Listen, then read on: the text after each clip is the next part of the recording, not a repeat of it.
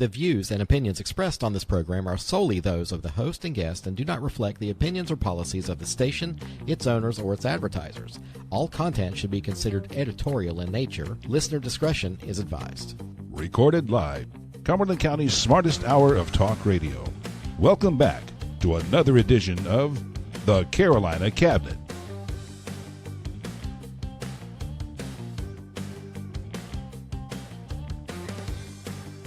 Well, everyone, good evening and welcome to the Carolina Cabinet. I'm your host, Peter Pappas, in studio with the lovely Laura Mussler. Hello, hello. Hello. And how was your weekend, Laura? It was very good. Very good. Well, we had a special show on Saturday. Yes, we sure did. That I'm technically pulling my hair out over, but I will get it uploaded right. Okay. So did you go to the Fire Up the Vote rally thing? I was actually, as in a shock, I was the MC and I didn't realize it until the last minute. So, Okay. but I had a little brawl before it started. You did?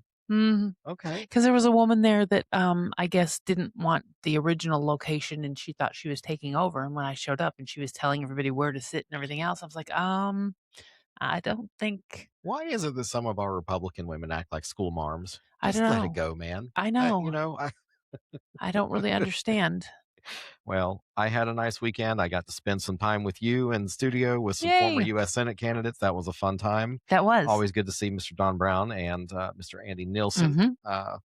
And good to talk about national politics. And I think it's fantastic that they have put aside their primary division and are supporting our candidate. That's what party politics is. That's why you're a member of a party. I can't compliment them enough on doing that. Right. I mean, that's just kind of what you're supposed to do. Yep. And not around here. I have found that everybody's holding grudges because they did that to me in the primary.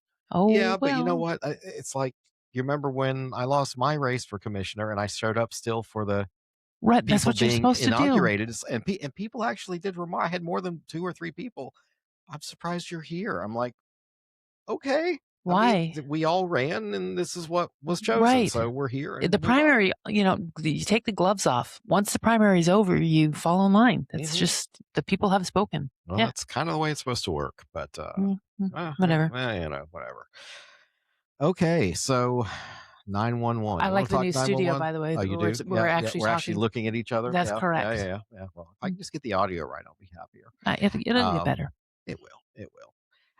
So 911, it took 19 years of a stalemate between our city and county government, but it did take a state senator holding a legislative gun to their heads. I think Fayetteville and Cumberland County finally do have a 911 deal. Yeah, so buddy. Let's talk about some facts there. Go ahead. Okay. So the county gets administration and the employees. But the word initial is doing a lot of work in that resolution. Does the city think it can do the job better?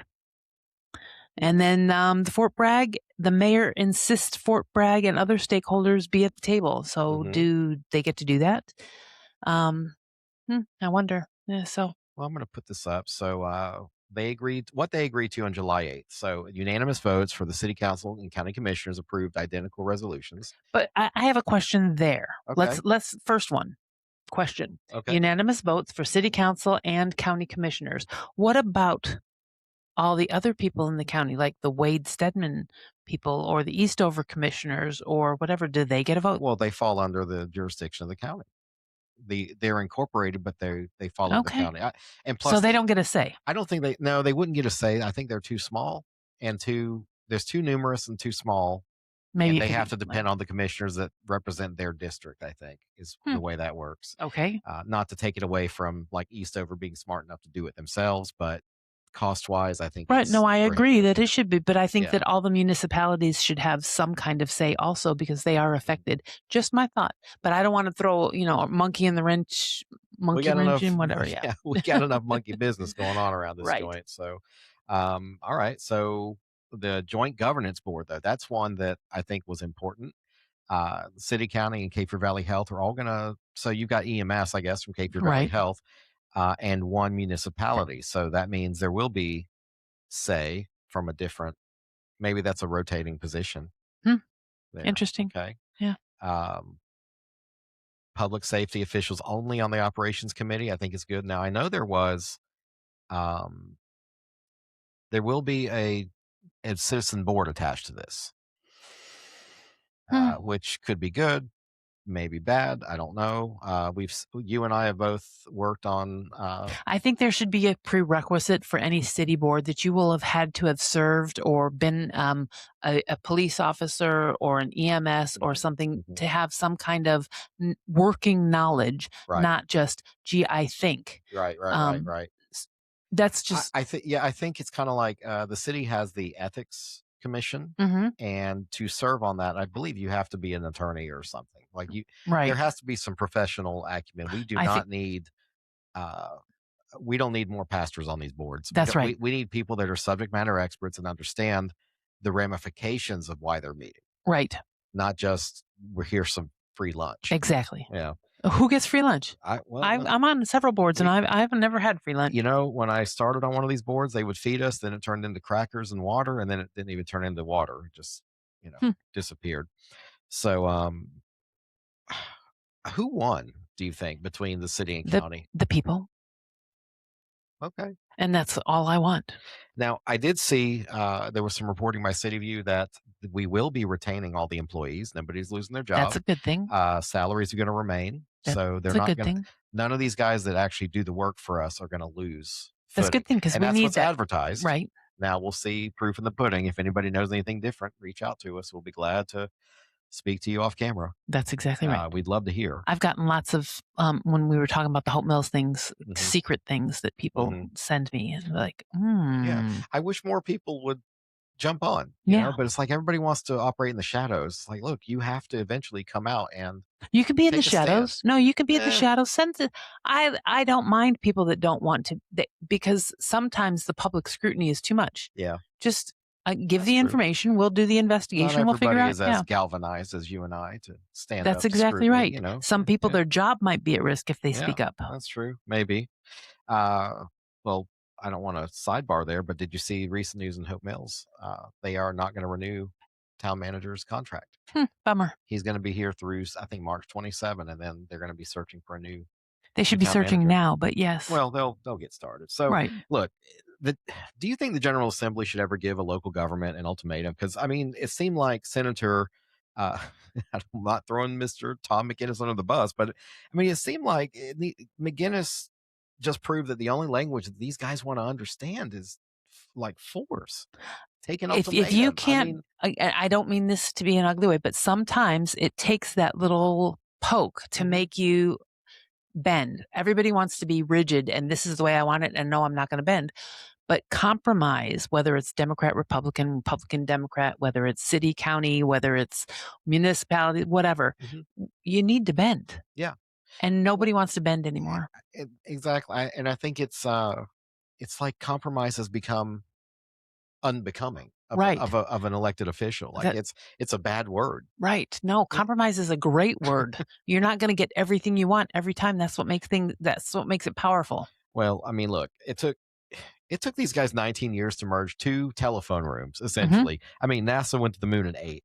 Did they? I mean, I believe they did. I know where you stand on that. We've Did discussed they it. really go I to the believe moon? we went to the moon. I think you need to re-examine those videos. We can go point for point in special segment of the Carolina Cabinet. Right. Well, so yeah, I am a what is it called? A conspiracy theorist. Yeah. Anyway. Yes, a little bit. So look, the deal's done with 911. Hopefully when we call 911, someone will pick up. And I don't care if they're in the city or the county. I just want them to send help. It's better than being put on hold because there's not enough. Yeah. Yeah. Well, I think they're fully staffed. I don't know. But there are some places where you get put on hold. Yeah. Like LA and Durham. And what's up with those places? They're run by. Let me think about it really hard. Not Democrats? a conservative element, I don't think. Yeah. Okay. Yeah, well, look, the deal's done. The lawyers have 60 days from the date of the agreement. But if you tried to drive anywhere in Fayetteville this morning, you got an immediate problem. It might take you 60 days to get there with everything that they're closing. Oh, my goodness. They closed Raeford Road. In the middle of the day. If you're going to work on Raeford Road, you should work on it at nighttime. Like one side, then the other side. So for those that don't know, both directions are closed on Raeford Road and Ireland Drive near the McDonald's as of just after midnight this morning. It'll be about 2 weeks. In typical Fayetteville DOT fashion, I don't know if you remember Owen Drive being so developed and how many years it took to finish the road from the hospital out to 301. No, I How don't. many it was just chaos. They were almost finished, and then they discovered that there was electrical lines where they didn't know there were electrical lines. Oh, So wow. they had to pause the project and they had to redo a lot. Same thing kind of happened on Raeford Road. Okay. They were going around Raeford Road, and they were going to expand it, put a median in, and then Mhm. they're like, "Oh, wait a minute! Somebody buried a culvert here like 100 years or 30 years What's ago, a whatever." culvert? A culvert is like under a bridge to let water Okay. pass through it. Mhm. But somebody had so they hit a abandoned concrete culvert 20 feet down. Hmm. They don't know how old it is. They don't know the condition. They just have to take it out. So Why do they have to take it out? Why can't they just build on top of it? I think for stability of the road. Well, 'cause they don't know when it's Well, there. if It's they don't, well, obviously stable. if they don't, that is a very good point. I mean, but if it's an unknown age and condition, it's probably better to just take that out. Or Yeah, fill it. or fill it. I don't know. I'm not the road engineer. Okay. I'm the but so how do we get around Raeford Road? Don't take 'Cause the All-American Freeway because they're closing that too. Yep, we missed that one. So, starting July 4th, Gruber Road bridge replacement and roadbed repair near Rock Merritt Road exit, which I don't remember where that is, but it's basically the main gate off of All American Mhm. is closed, and you got to use alternate gates. Mhm. And but it's funny that we're closing Rayford and we're diverting to All American, but then if you're a soldier, you better get off and go to another gate. Right. Which Who is coordinating all this? Does I, nobody talk to anybody else or what? I would hope there's some coordinate, but I think this is just out of necessity. We gotta because I think Rayford Road they repaired another culvert down. Who's bearing all When these you get, culverts? I don't know, it's like the culvert leprechaun or something. I don't know. Yeah. But i- if you remember, it was supposed to be like a year-long project, and I think they finished it in like 3 months. Okay. So Well, this is I'm only supposed to be hoping. 2 weeks, isn't it? I, On Raeford I Road? believe so. Yeah, and they might get it done in a week. I Mm. mean, but let's just hope. So so what's your Rayford Road survival plan this week? It didn't even occur to me I had to bring my rental car back because somebody hit my car and my car got bad. Yep. And I'm like, holy smokes, the road is closed. How do I get there? So I had to go around down by Douglas Bird and out Hope Mills Road and all that and stuff like that. I didn't even think to go the All American Yeah, Freeway yeah. or whatever because I got there and it was Well, for those that are new to our community, I think they need to understand that we only have like 5 roads, but they each have like 6 names each. right. So if you look at a map, Rayford Road and Cliffdale and Morganton, usually they run about parallel to each other. So just Right. go over one road. Go to Right. Cliffdale or Morganton if you want to head to Riley or whatever. But if you're on Raeford Road and you're going down to Raeford Road, it's Mhm. kind of a pain in the butt to go down to. So if you're on Rayford Road coming from Rayford side, you would most likely want to go to Glensford. Right. But if you're right here at, say, I don't know, the resource center and Uh-huh. you just got to go just on the other side of, what's it called? Hope Mills Road. Mm-hmm. You got to go over to Cliffdale and take Glensford. So I've got to go, wait, no, actually, no, you don't. No? What? You can go the back way. But I don't want to tell anybody the Yeah, back don't way. do that because it's not only do we have only 5 roads, but we also have bad detours. So let's Yeah, I don't want to tell anybody the detour because it's through a little neighborhood and I'm like, don't I'm put there. more traffic in those poor little neighborhoods. That's right. But yeah. So let's see. I want to before we go. We're about coming up on 14 minutes. We're going to be doing a little something different tonight. Something different. Something different. Aw. So let's go to. I want to leave with segment 4. I believe. Holy smokeronies, we're jumping to segment 4. We're jumping the gun. I'm man. not that smart to do all this. Well, Okay. So what's segment 4? Well, because I want to invite people tomorrow night. It's the segment 4. It's about the moratorium. Oh yeah, there it is. So the county hit a pause on data centers. Of course, everybody cheered about that, but the ban stops at the city line. All the developers they noticed. On June 15th, the county commissioners voted 7-0 for a data center moratorium in the unincorporated areas through December 15th. So that means absolutely nothing to the rest of the county. Well, to the city. So anything inside the city limits, city council is still considering what they're going to do. So if you look at the purpose of the moratorium was to write the standards first for water, power, noise, and sitting near neighborhood schools and Fort Bragg. That comes from Chairman Deviere. The loophole, though, one or more data centers are reportedly looking at sites inside of Fayetteville city limits, which is outside the county ban's moratorium. The city has its own 120-day pause and regulatory processes running. So they're working on it. Mm-hmm. So it's not completely lost. But Timothy Bryant argued against the county moratorium. So what do the utility people know that the PwC CEO Timothy Bryant, I don't want to speak for him. We could always give him a call up, but without talking to him, I'm making a very big assumption that he would be against a moratorium because these data centers, to my knowledge, have to invest in the utilities of which they're going to be deriving a benefit. You know what? At this point, I think if you want to hear more, you should subscribe. Yeah, I think so. Well, before you go, okay. Tomorrow, Tuesday, July 14th, at 7 p.m. at the Eastover. Let me put this up here. So at the Eastover Community Center, 7 p.m., July 14th, there's something called on Custer Avenue. There's a company called Terra Nexus Ventures that has filed, I believe, a site plan. They're saying it's going to be a 200 megawatt, 180 acres. So that means it's coming. If they've filed a site plan. Well, they filed a site plan that's subject to review. Right. So they still need to be approved. But look at these numbers, Laura. 2.28 million square feet. Okay. Do you know what 1 million square feet looks like? Isn't that the Amazon Center? That is exactly the Amazon Center. So is it really 1 million? Yeah. It's legitimate. It's 1 million square feet under a roof. So if you go now, is it 2 stories, 1 story, 3 stories, or whatever? Because it could be square footage going up as opposed to because how many square footage is the Sistel building? So, well, that's a good question. I don't know. Let you know somebody over there. Might. The 2.28 million is not going to be one building. It's going to be 9 different buildings on this. We'll call it a campus. Okay. Each floor of these 2-story buildings has got to be like 120,000 square feet. So I would think you're looking at a super Walmart stacked on top of each other. Okay. Per building. That's a lot of computers. It's a lot of space. That's a lot of space. To put it on the scale, though, look at this. PwC's entire system averages 228 megawatts for 86,000 customers. So basically, these people are going to need to generate everything we use right now. How are they going to do that? I hope they bring a nuclear reactor. That'd be cool. Yeah, I'm not opposed to it. Whatever. Sounds good to me. I mean, what is 3 Mile Island? Hey, whatever. No, they're not like that anymore. No. Prove it. Well, they have them now. They're like self-contained and they are fail safe. Like when they run out of water, then they save themselves. It's not like it used to be. They melt down.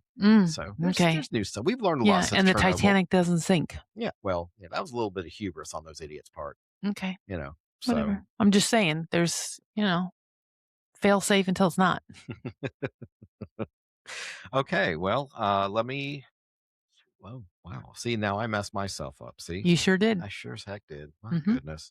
I sure did. I have it all separated now because I'm like, you're hopping around. I don't know what's going on. I know. Well, that's what makes it fun and exciting. And by the way, we got a huge compliment. We did. From our shows. It's like, you guys do so well together. You feed off each other well, and it was easy, and you put the people at rest. And that was from the senators that were here. That was very nice. Very nice of them, yeah. Well, to everybody watching, that is your live portion of the Carolina Cabinet. The full show is going to keep going right now. We're going to talk about the Senate race that just tightened in a big way.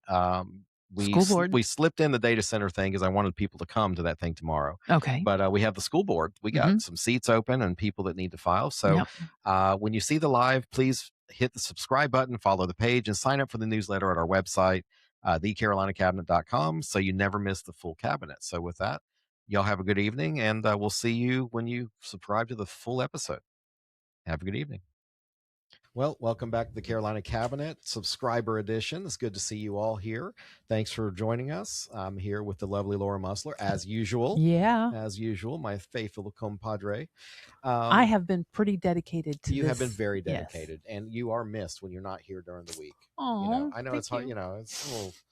All right, enough. Get all sensitive. Yeah, don't be like that. Okay.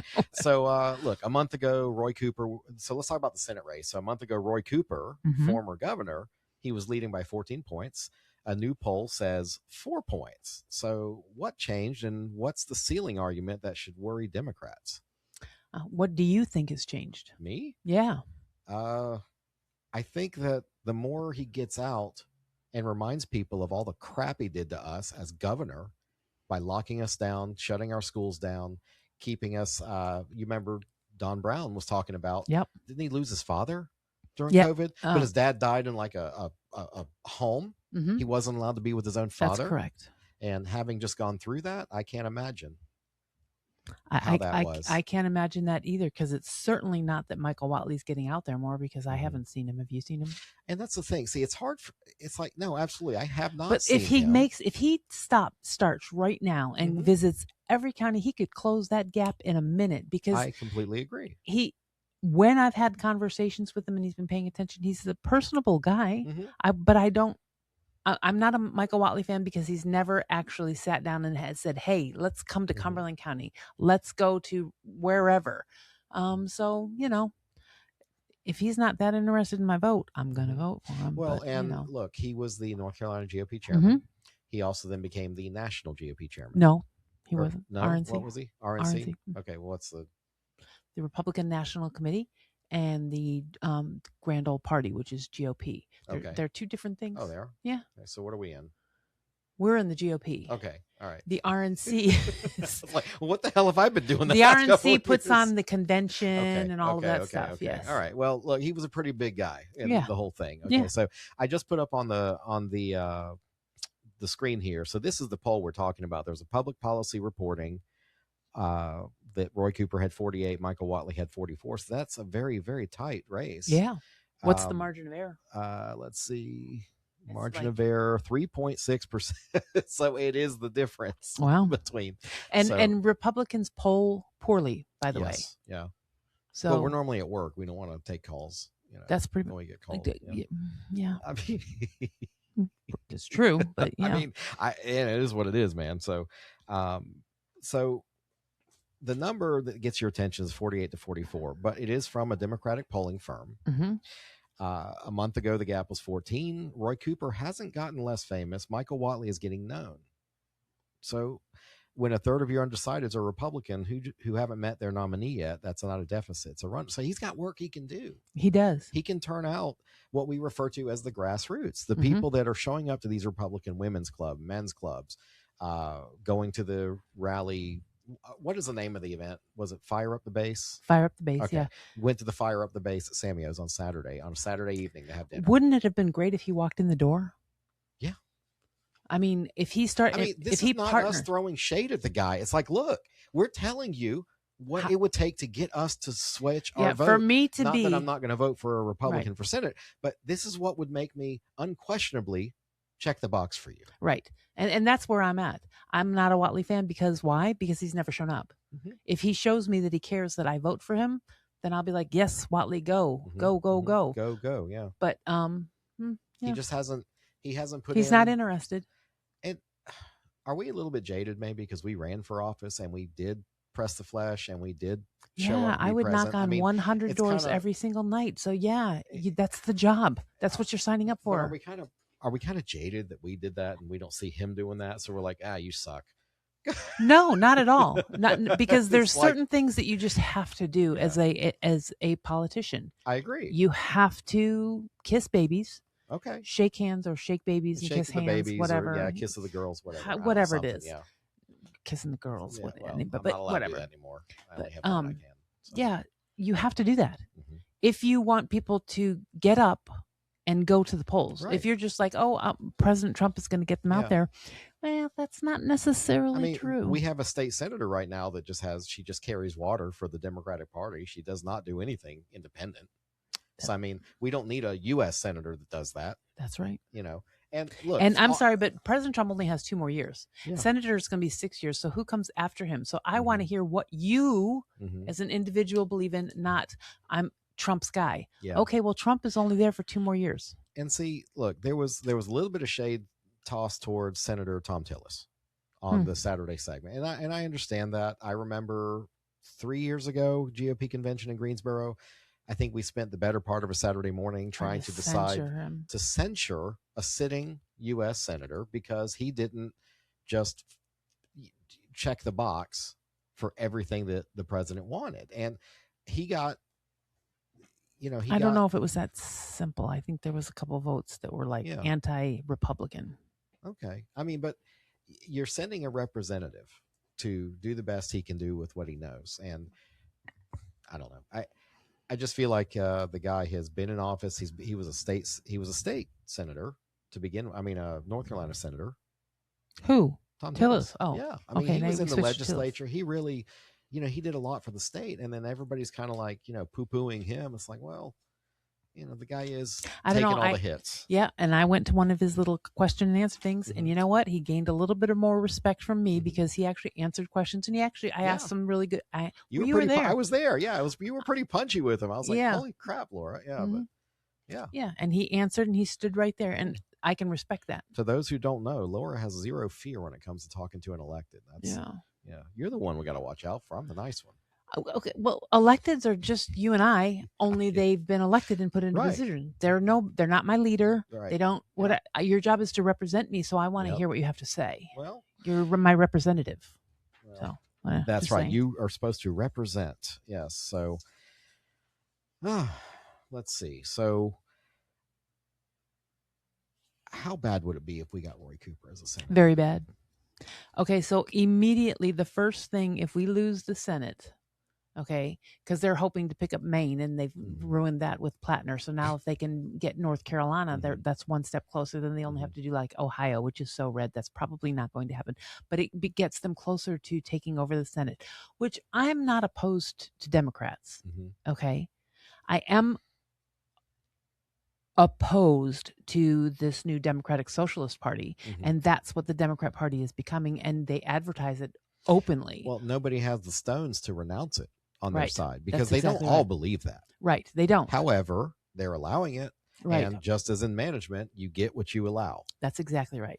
So the moment that they get the House and or the Senate, we start with impeachments. Everything that we've worked for, the closed borders stops. Everything stops. Everything. Well, and I think Mr. Brown and Nielsen, they mentioned that, it'll just be 2 years of trying to impeach Donald Trump. Pretty much. For no other reason than we just want to do it. Right. Because the American voting public has dumbed down, unfortunately, that they think impeach means eject him from office. Yes, that's not, you have to get 60 people in the Senate, which is not going to happen. Even if you win the Senate, it's not going to be 60-40. It's going to be like 51-50 or 49 or 52. It's going to be narrow margins. Right. But again, he has to be. Although you will find some traitors in the Republican Party. Very rarely do you find traitors in the Democrat Party. Well, they're all traitors. Well, I agree. That hard. I agree, but whatever. Well, what was I going to say? The process is what? You go through the House, you get put on trial in the House, and then they refer it to the Senate for the actual trial where where you're have judged. To get 60. Yes, where you're judged. And if you're found through the Senate, 60 people vote you out, then you actually do get removed from office. Right. But that's not going to happen. Or you can just resign like Nixon. And just get out of there. So stop. Well, but you know what? Even when you're out of office, kicking you. It's okay. I'm sorry. See, you wanted to look across. That's what. But even when Trump was no longer in office, they were still trying to impeach him. And it's like he's not in office anymore. What? Well, no, they just continued their lawfare against the man, right, and weaponized the legal system. So, well, look, that's going to hit home. But speaking of other decisions that hit close to home, why everybody watches the Senate race? Everybody's tied up with that. Let's talk about local. The ballot line that shapes your kid's classroom just opened for business. Yeah, buddy. So time to file for. There's 3 seats, no primary.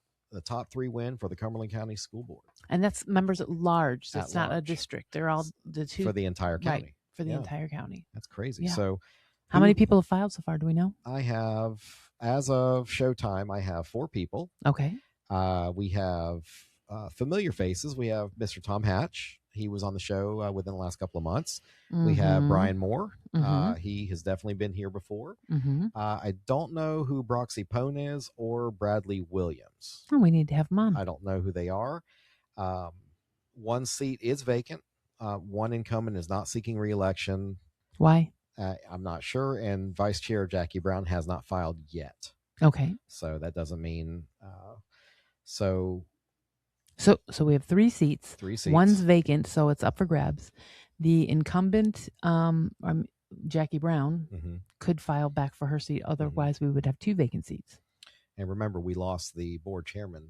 She passed away within the last month too. So there's another vacancy that I'm assuming county commission is going to need to appoint somebody. I don't know temporarily. I don't know if that's a school board function to like appoint somebody new, or would it be a county commission deal? I don't know. But everybody's got an opinion on the schools. I mean, curriculum, discipline, budgets, boys and girls sports. I mean, here's your once every few years chance to do something about it. With the 3 at-large seats are open, there's no primary they got to get through. These guys are lucky. And as of tonight, only 4 people in a county of 340,000 have raised their hands. So yeah, 2 of the 4 candidates so far have ran in 2024, but they lost. So do the second-time candidates, do you think they have an edge? I think they do. Why? I think Brian, name recognition. So between Brian and Mr. Hatch, I'll call him Tom, but I don't know. I know Brian forever, so like I just Brian. But anyway, Mr. Moore and Mr. Hatch. Okay. First of all, Mr. Hatch was a Terry Sanford High School principal. Brian Moore is very active in the Terry Sanford. And the Hatch is from the Hatch Act. Is it? I don't think so. I don't know. I don't think he goes that far back. Okay. But Just Brian joking. Moore, he's a very active realtor in Fayetteville. He also was a representative for many years for like U.S. Foods. He like sold all the people their food for the restaurant. So he just knows I love that a lot of the community. Store. Yeah, it's nice. It's nice. It's good in a pinch. Yeah. But I think the work they did previously, because it only has been barely 2 years since they ran, I think that will give them a better head start. If nothing else, it'll teach them, or they'll already have some foundational political campaign knowledge under their belt, right? Which I'm sorry to hopefully they didn't put district on their sign and they can reuse their sign, save them some money. I don't know. I saw Mr. Hatch posted the other day that he spent his Sunday washing all the old signs. Oh, nice. He had a picture of he and his wife out there hosing down the old signs, so he did recycle. But I think people watching, they had to understand something. Running for politics is a business. It's called marketing. And whoever markets the best is going to be at the top of that ticket. Yep. Now, there are some advantages and disadvantages. Pretty much in Fayetteville, you're disadvantaged if you're a Republican, then, automatically. Well, this is a nonpartisan. Is it nonpartisan? It's nonpartisan at large. Right. Yes. So it shouldn't matter party, but everybody knows where your bread's buttered. I mean, I believe Mr. Moore's slogan is "Make schools great again." I don't know what he mirrored that off of. I don't know. I've never heard that before. Yeah. So what's up for grabs? Parental rights and transparency. Okay. Well, weren't just when you say parental rights, wasn't that already decided in the General Assembly? So is it really up for grabs? Not by the school board. Okay. By the legislature, I would think. And that's another thing that some of the school board candidates in the past, they have been for or against school vouchers, opportunity scholarship. That again. And that's local not school board. That's not your fight. Right. No. So I think they would be what you want to see in a good school board candidate. I want to see somebody that has children in the schools would be nice. Would be helpful. I believe neither Hatch nor Moore have any children. Well, I think Brian's got one more young one. Yeah, I think one just graduated. But that aside, recent experience with the school would be nice, because how many times have you heard back in my day? Yeah, we had the schoolhouse. Oh, back in my day, how about we went back to the Bible? How about we go back to the Bible? Then I'll be impressed with back in my day, because that's what we're missing. But that's you want to bring some corporal punishment back? No, but I think that but the Bible was actually taught. It was curriculum, and I think it should be taught as a historical artifact. At minimum, at minimum, or just give people like the moral compass that they are. So what do we want in a good school board candidate? I mean, I'm going to go first. I'm going to say I want somebody who knows the current budget, knows the current challenges of what the school. Because see, that's what I'm talking about. I don't want to hear the "win my day" thing. I want to hear now. What are these children needing, wanting, and require? But does the school board handle the budget? So the school board creates their own budget.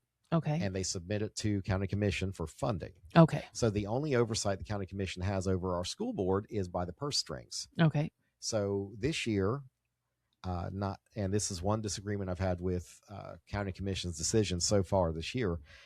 fully funding a school system that's missing 13 to 1,400 children.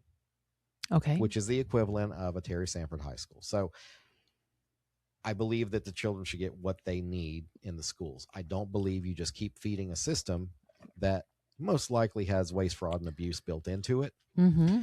You and I have discussed the top-heavy nature of our schools. That's what I want to hear from my school board candidate, that he's going to cut and get rid of all of these or not all of them, but a lot of the administrators. I would want to know, could they be cut, and what the impact on students. Now, remember too, Leandro got repealed this year. Mm-hmm. That Leandro decision that said every school has to give everything to everybody all the time. Mm-hmm. Now the schools don't have to comply to that. Right. I don't think they're going to automatically just be like, no, the hell with those kids and not help them. But it's one less requirement, one less constraint.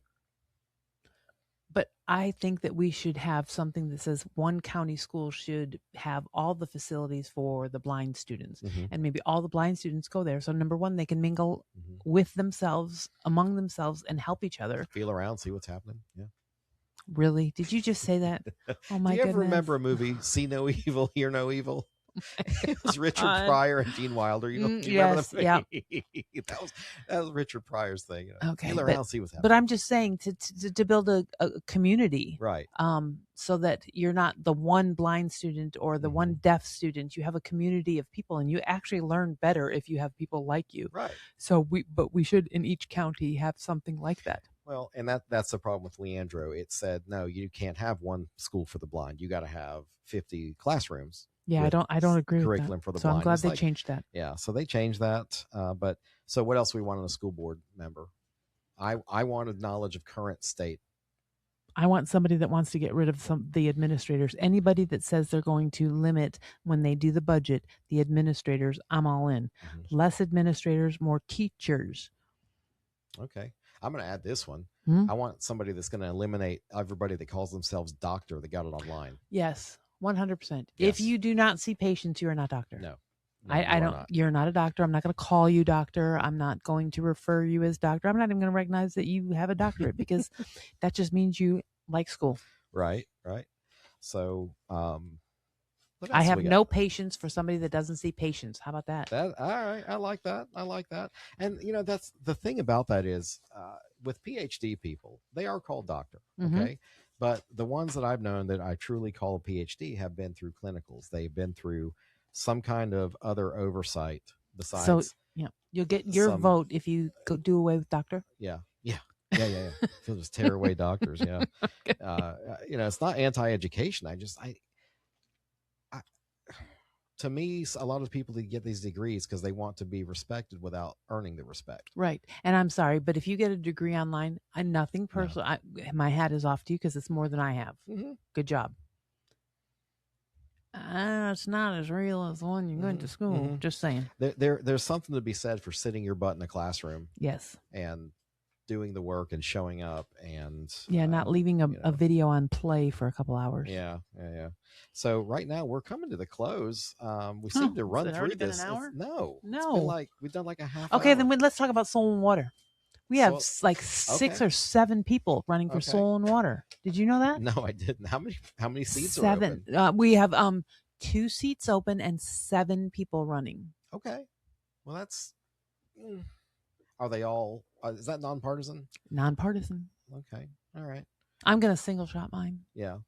Because that's more powerful. If there's one person that you really believe in, don't vote for 2, vote for 1 because that your vote goes further. Yeah.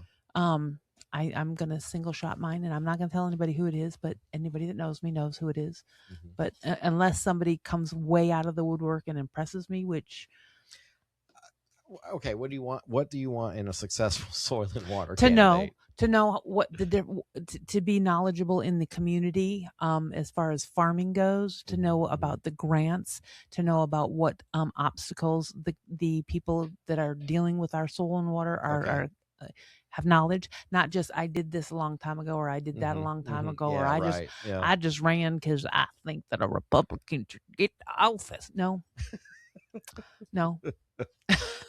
I think people underestimate that those jobs really there are duties that go along with those jobs. Like it's not just on a ballot and forget it. I mean, Or you get Gotta do somebody that things. says, it's not a paid position, so I'm not going to spend any money to run for it. What? Well, You're doing it for the good of your community.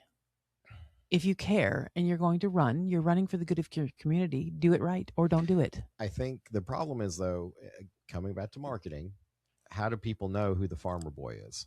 I'll tell you if you call me. You're Or when Yeah, you see, listen yeah, to them speaking, you'll figure it out real catch me fast. outside. Yeah. Yeah. How about that? No, Yeah. but I mean, I want to see these guys debating. I want to hear what is it that you see as an obstacle for whatever. But I want to hear from the least knowledgeable to the most knowledgeable, because what happens is when we do these forums and stuff, you ask a question to somebody and then they ask the most knowledgeable person. For like when you ask a question about something and then you ask the mayor first and he's got the answer because he knows and he's smart. Yeah.